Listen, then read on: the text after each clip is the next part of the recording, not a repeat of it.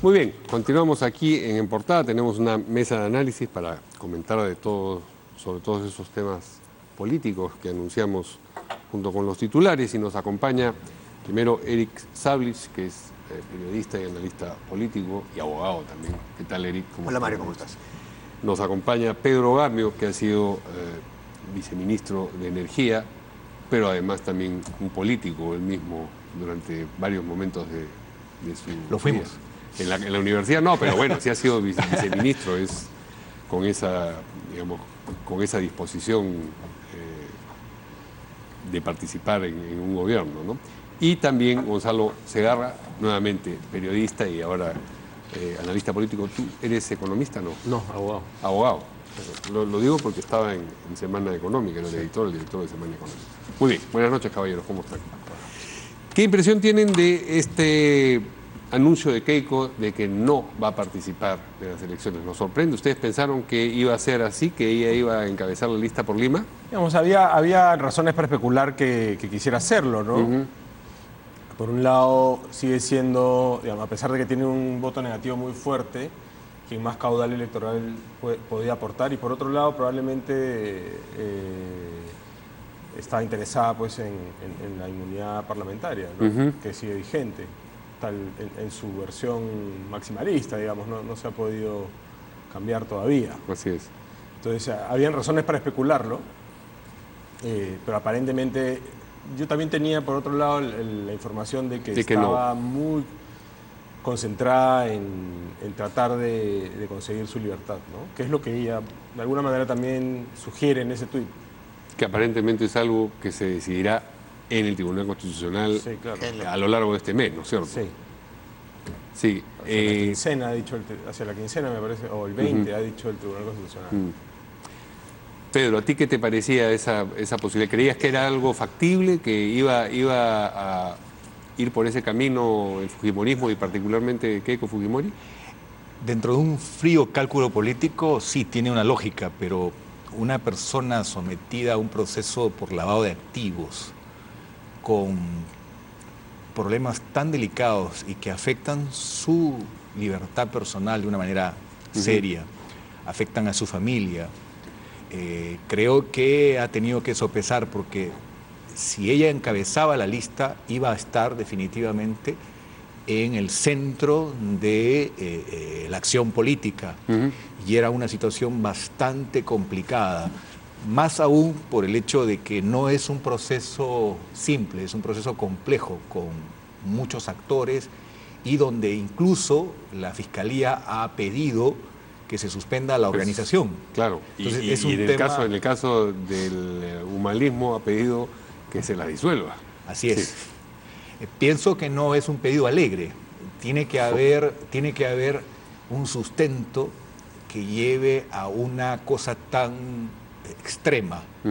Y definitivamente la tarea de enfrentar ese proceso penal debe llevar al hecho de, si tiene una oportunidad política, su partido es despersonalizarlo.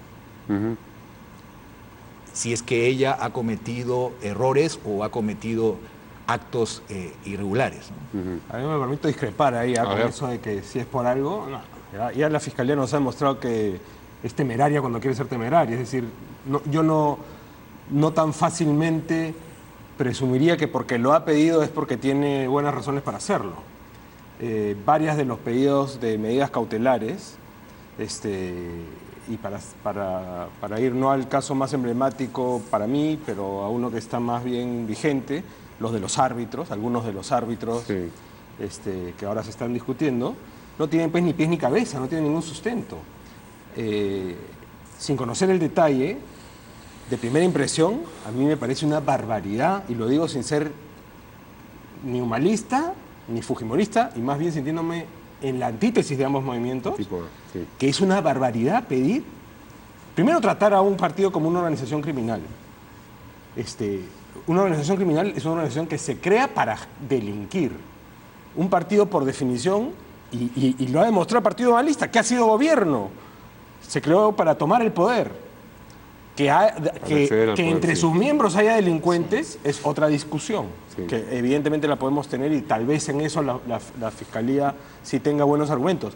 Pero decir que es una organización criminal, que sería el sustento para pedir su disolución, a mí me parece absurdo. Vamos a volver sobre eso, pero vamos a darle la palabra primero a Eric Sablis. ¿Qué impresión tienes tú de esta decisión de Keiko, poniéndola ya para aumentar un dato en perspectiva con este intercambio epistolar con Alberto Fujimori? O sea, creo que hubiera sido una apuesta audaz, obviamente riesgosa, pero ella hubiera asegurado que Fuerza Popular pase la valla. Yo creo que hubiera podido tener quizás no sé, una bancada importante, quizás la bancada más numerosa, definitivamente no tan numerosa como la que tienen ahora, 73 pero siendo una figura popular dentro de su impopularidad general, siendo una figura que todavía tiene un bastión, creo que hubiera ayudado al partido a pasar la valla, a colocar un número de congresistas, ahí ayudarla a victimizarse un poco en esta situación de estar postulando desde una situación de carcelería. Y si en el camino el Tribunal Constitucional declaraba su libertad, hubiera podido salir a hacer un poco más de campaña. Y creo que eso los hubiera posicionado quizás con una figura de recambio hacia el 2021 o quizás con ella misma habiendo recuperado un poco el liderazgo perdido por su propia situación en estos meses, ¿no? Sobre el intercambio epistolar, sí, a mí lo que más me llama la atención es este tema de pero hay que renovar, ¿no? Que dice Alberto. Al final insiste Fujimori y a quién estaría papá, como diciendo, pero no te olvides de renovar, ¿no? Sí. Ese es un cambio de posta. Creo que ahí el padre está tratando de sugerir que Kenji... Porque Kenji no parece muy interesado en no por Kenji, sino el padre está tomando, esa es mi impresión, el padre está tomando la batuta de este proceso. Desde, evidentemente, una posición muy discreta, pero vamos a ver viejas glorias. La autoridad glorias, que le da, digamos, la evidencia de esto, el padre de todas las criaturas. La evidencia de esto es que vamos a ver viejas glorias del fujimorismo renacer. ¿Tú estás convencido de eso, de que van a ir, por ejemplo, no sé, Marta Chávez? María Luisa Cuculiza ya dijo que no va a ir. No creo que María Luisa Cuculiza, pero sí otras personas que son del entorno del expresidente Fujimori. Creo que el mensaje que se puede leer entre líneas cuando dice hay que empezar de nuevo es muy claro. Yo creo que va a ser bien interesante ver esas listas, porque va a haber personajes bien nuevos distintos. Bueno, son 130, ¿no? Hay sitio para todo. No, pero además no solo el Fujimorismo, en todos los partidos. Creo que hay una mezcla de personajes nuevos con viejas glorias que se reciclan. Y creo que va a haber una cuota de gente que no nos imaginamos. O sea, típico de las elecciones peruanas que aparecen las voleibolistas. Bueno, ya se sabe que creo que Bartola va a postular, claro, los artistas, etcétera, digamos, es conocida pero por, también por eventualmente cantantes, algunos empresarios, no sé, yo creo que somos la palabra interesante. El Fujimorismo siempre ha tenido empresarios detrás. O sea, eso es algo que se conoce, ¿no? Pero la última tendencia era, lo que estábamos viendo en el Congreso era un fortalecimiento de un ala mucho más conservadora. También creo que es interesante ver si esa gente va a ser un poco replegada. O sea, el ala más dura del fujimorismo, la que terminó ocupando las comisiones, el Congreso disuelto, iba ganando espacio, ¿no? No sé si con esta reconciliación con el ala albertista, por llamarla de algún lado, cómo va a quedar ese sector. Pero en la línea de la lectura que propone Pedro, de que este es, digamos, un reposicionamiento de Alberto y le dice a Keiko hay que renovar, es decir, tú deja de tener el protagonismo que has venido teniendo, entonces no vendría a cuento que Keiko postulara encabezando la lista por Lima, porque sería exactamente ir en contra de esa pretensión. ¿Es eso lo que...? Sí, correcto. Y además por el mensaje epistolar que intercambian ambos, y por los hechos, es claro que la crisis los ha golpeado y están en un objetivo estratégico de reconstruirse. Y quién más que el fundador del partido. Seamos sinceros, ¿no? Keiko ha fracasado como líder del fujimorismo. Claro. O sea, ha llevado al partido a la debacle. Sí, ya ha perdido mucho más dos de lo que elecciones, me atrevería a decir, tal vez, no sé si de repente me estoy aventurando demasiado, pero creo que en una medida mucho más dramática que el propio Fujimori en su momento, ¿no? Que por lo menos tuvo el poder. Y más bien la primera debacle del Fujimorismo, bajo la responsabilidad, digamos, de Alberto y Montesinos, fue mucho más grave para el país, por cierto. No, claro. Pero como partido, digamos, por lo menos lo hizo desde el poder y abusando del poder que tenían en el Ejecutivo, ¿no?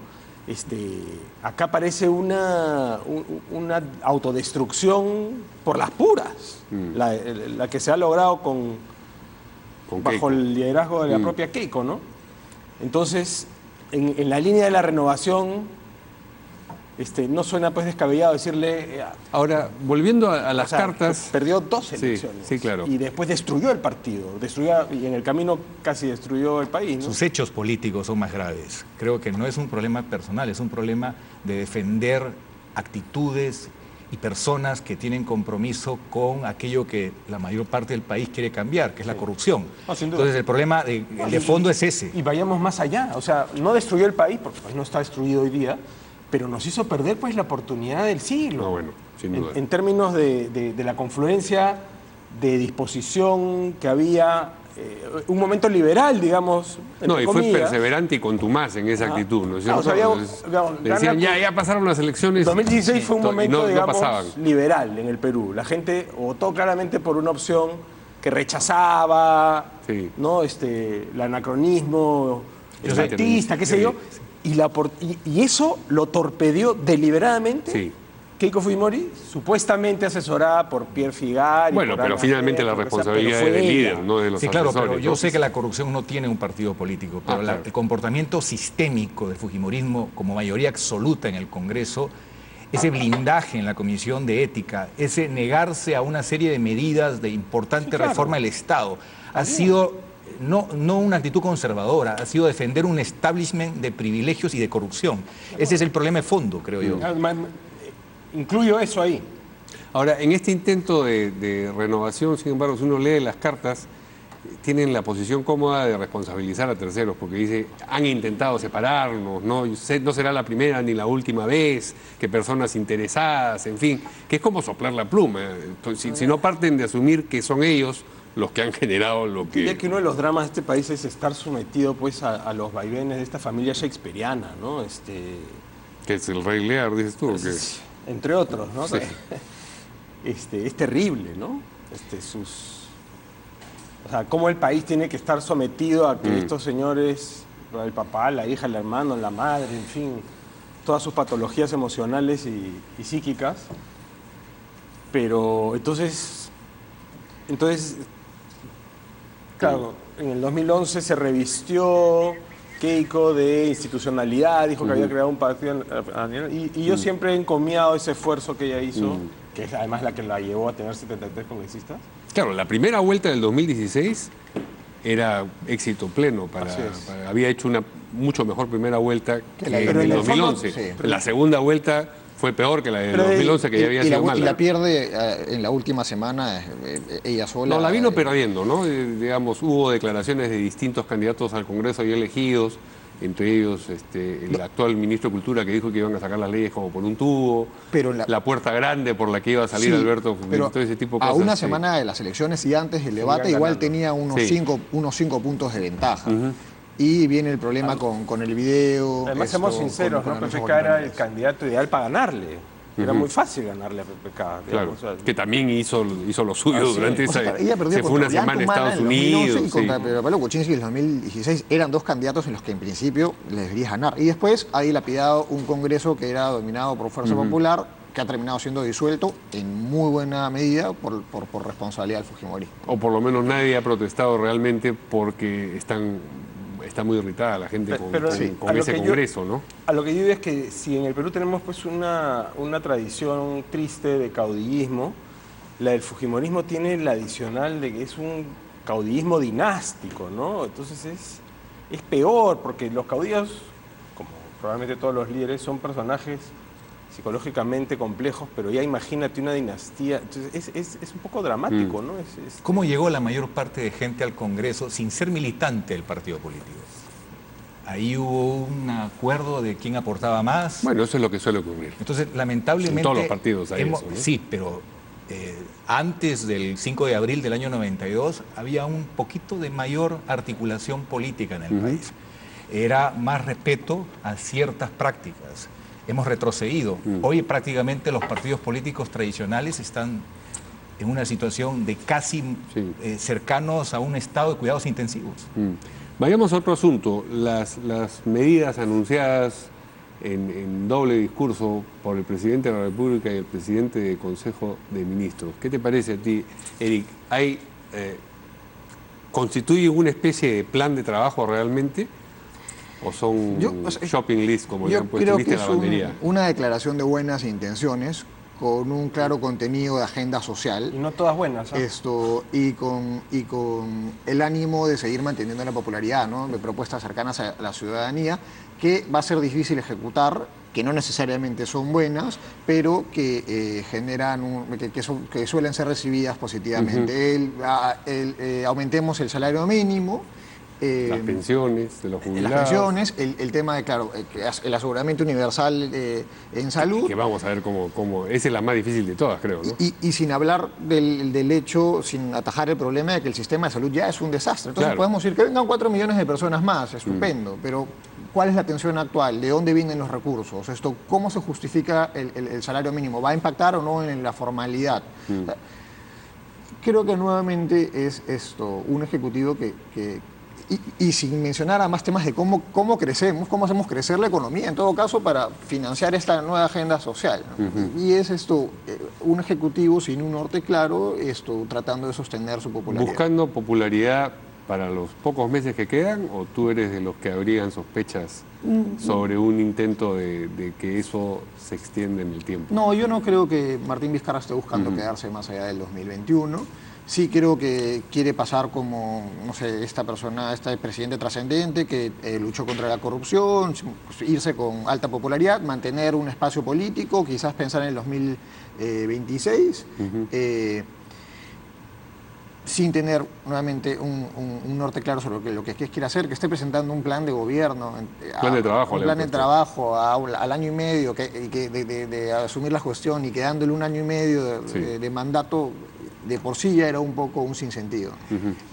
Para mí ha sido inquietante un país que tiene los índices que se tienen de desnutrición y de anemia para quienes no pueden defenderse, que son los niños menores de 3 años, que no se priorice un plan de emergencia nacional porque se pierde una generación por el daño de no recibir la alimentación saludable desde que se está en el vientre de la madre hasta la edad precoz. Y encima que hay un problema de agua contaminada que afecta sobre todo al poblador rural, pero también está afectando al poblador periurbano. El otro tema de fondo, la agenda de cómo incorporar el 80% de la población económicamente activa, la pequeña empresa, líneas que ayuden a diversificar y a duplicar también el presupuesto de educación y ciencia y tecnología. Y un factor clave, cómo tener una presión tributaria que haga gobernable este país. 15, 16 puntos hacen que todas estas promesas sean promesas fofas, que no tienen consistencia, porque vivimos un déficit fiscal. Entonces, hay temas de fondo que han estado ausentes. Se ha repetido cosas que ya se conocen y es como dorar la píldora. No ha habido una propuesta a la altura de un país que reclama una visión del bosque, soluciones de fondo.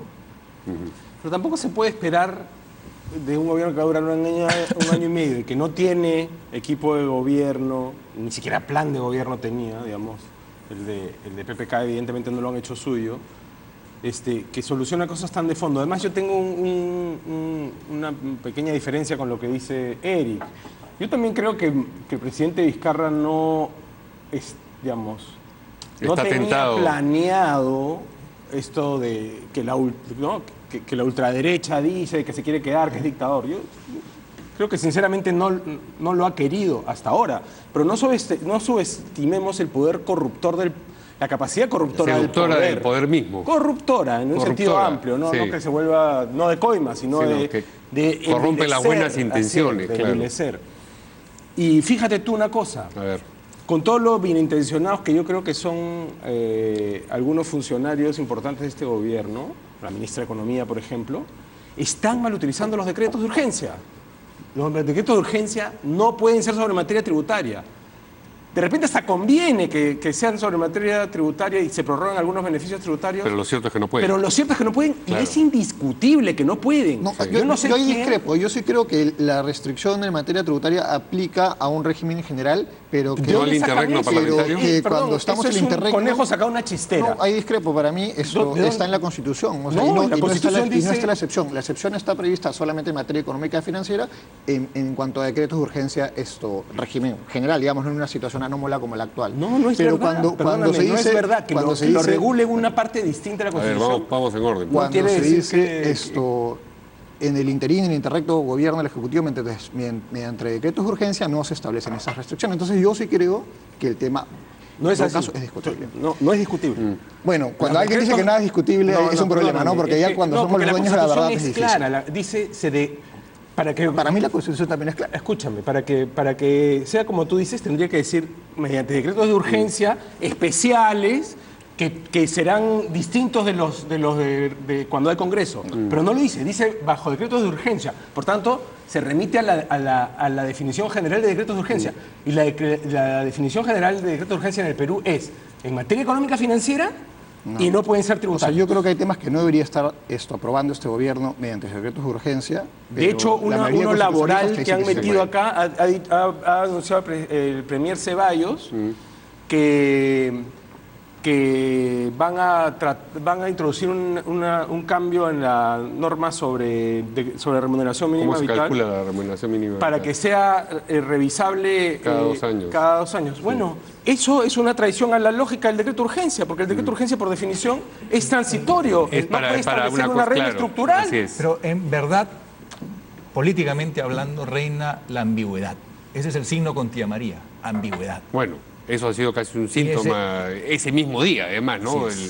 El Consejo diciendo, tiene licencia, y el presidente del Consejo de Ministros diciendo, vamos a buscar alguna razón para que estas cosas no Con un salgan problema de adelante, fondo. ¿no? Debería ser un ¿no? escándalo, Con un problema de ¿no? fondo que puede crecer la espiral de violencia. Hay varias cosas que tendrían que ser un escándalo, pero que dada la situación peculiar que estamos viviendo, no lo son. El hecho de que no exista la caja de resonancia del Congreso ayuda a eso. Por ejemplo, todo el problema con el exministro Meléndez, digamos, estuvo en un bajo continuo hasta que ya, después de 3 domingos en los programas periodísticos, ya no... Y ahora hay problemas con otro ministro.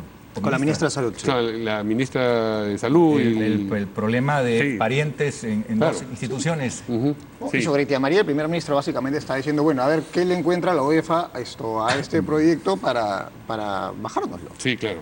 Bueno, ese es el doble discurso. Tú hablas de doble discurso, ¿no? Dijiste doble discurso en el sentido de que el Doble discurso, presidente- claro, es sintomático, Pero además hay un claro, doble sí. discurso con tía María, porque primero se ratifica un órgano independiente como es el Consejo de Minería, pero claramente Después el lo mensaje desautoriza, del, claro. del primer ministro es que no quieren que vaya Así es. y que quieren buscarle 5 pies al gato, porque esto hay que mandar a la UEFA a ver, oye, pero si ya pasó por ese trance, por la EI, etcétera, ¿no?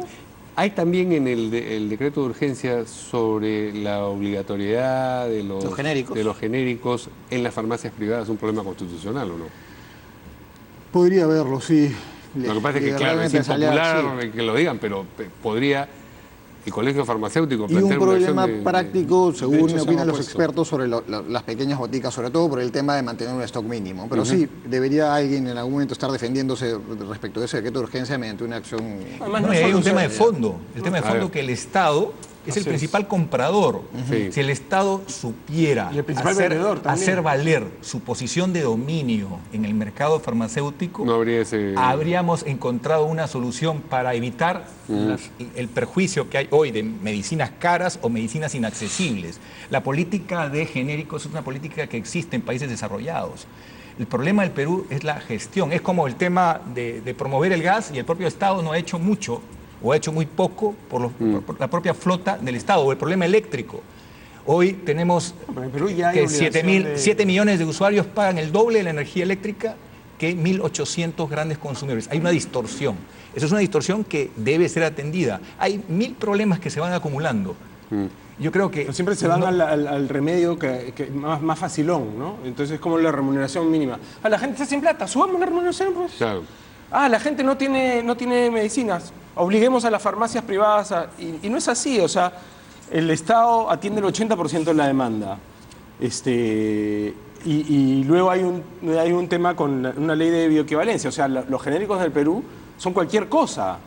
No hay un verdadero régimen que permita identificar tener la minuciosamente, seguridad sí, de que Son eficaces. Así es. Sí. Para terminar, como último tema, ustedes vieron con estos dos representantes, uno de Juntos por el Perú y el otro de Nuevo Perú, sobre cómo ha terminado el intento de alianza con Perú Libre. ¿Ustedes creen que el hecho de haber prescindido de Perú Libre, por las razones que fuese, mejora la imagen de Verónica Mendoza en particular, o ya salió en la foto y ya...? Yo creo que el daño está hecho, ¿no? Ya se vio su actitud oportunista, ya se vio su actitud de fin justificar los medios, necesito una inscripción, me alío con ese señor condenado por corrupción, porque si no, no tengo cómo subirme no tengo inscripción electoral. Y la IEU de Simón tampoco está exenta de cuestionamientos, ¿no? Claro. Y ya expresó esta improvisación, no ha construido un partido, no puede construir una alianza. Creo que el daño está hecho. Pero El país necesita una izquierda moderna, una izquierda democrática. Me preocupa... ¿te parece que esta va a ser una expresión de esa izquierda democrática y moderna? Los hechos, la ambigüedad también en relación al personaje siniestro de Maduro, en hechos concretos. Bueno, Cerrón no es ambiguo, Cerrón es clarísimo. No, pero yo Verónica. me refiero al caso de Verónica porque Nuevo Perú de alguna manera se veía como una izquierda que pretendía ser moderna, y la renuncia de líderes importantes de este movimiento ante un pacto infame, porque evidentemente la moral tiene que existir, cualquiera sea el color político en el que uno se encuentre. La moral tiene que ser una forma de comprometerse con la gente. Aquí ha valido todo y me parece que eso le va a generar un costo político enorme. Ahora, Dios es generoso. Las circunstancias están haciendo de que ahora no vaya con los aliados que no debió aceptar como su válvula de escape. Creo que allí esperemos que haya un proceso de decantación, pero definitivamente la izquierda no va a ir unida o bajo un planteamiento que quisiéramos para un Congreso que tiene corto plazo, pero que va a tomar decisiones importantes. Pues yo creo que subsiste como la esperanza de una izquierda moderna en la siguiente generación, femenina además, de las ex Frente Amplio, Nuevo Perú, ¿no? Marisa Glave, Tania Pariona, Indira Wilca. No sé si tan pronto como 2020-2021, pero lo que quiero decir es que esa esperanza no ha desaparecido. Creo que cada vez está más claro que Verónica Mendoza nunca fue esa esperanza. O sea, quiso aparentar serlo, pero su complacencia con Maduro, como tú has mencionado, su cercanía, digamos, el comportamiento menos ortodoxo de los Humala Heredia. En fin, habían motivos para pensar que esa supuesta esperanza en ella era falaz. Ahora hay quienes sostienen que la lógica de la alianza es sencillamente electoral, lo cual coincide con el oportunismo que tú mencionabas, pero que están pensando que los votantes en el sur no van a entrar en esos detalles de la izquierda limeña que quiere, digamos, agendas sobre cuestiones feministas, LGTBI, comunidad, que no les importan y que entonces van a votar igual. Algo de cierto puede haber en eso, en fin. pero tampoco creo que sea... Pero digamos, que salen muy mal en la foto. Es muy difícil, sale muy mal en la foto. El pacto con el diablo es un muy mal negocio. Sí. Y es una aritmética muy difícil, ¿no? Porque igual Lima es un tercio del Perú.